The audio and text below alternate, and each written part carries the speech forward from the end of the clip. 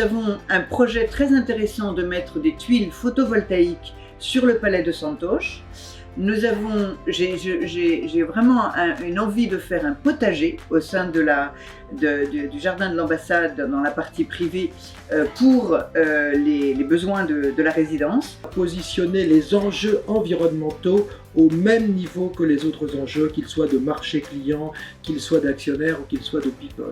Il faut que les entreprises comprennent que sans aborder et sans traiter comme il le faut les enjeux environnementaux, aujourd'hui, on ne produit plus de réflexions stratégiques qui permettent de répondre aux défis des organisations demain. Il y en a deux qui me paraissent importantes.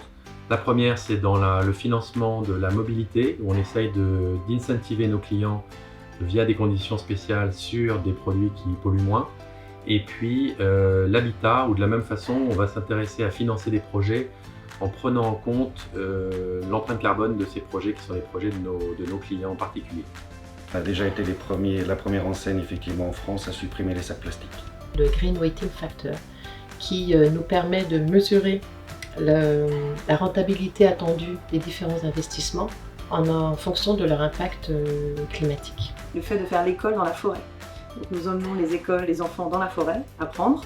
C'est dans un monde qui est de plus en plus urbain, avec la très grande majorité des populations qui habitent en ville. Ce retour à la nature est un contact assez unique pour les enfants. Lancer un programme avec pas mal d'initiatives intéressantes, transversales, qui regroupent à la fois les équipes de BNP Paribas, mais aussi ses clients, ses fournisseurs, ses partenaires, autour d'initiatives qui vont venir contribuer à l'engagement du Portugal.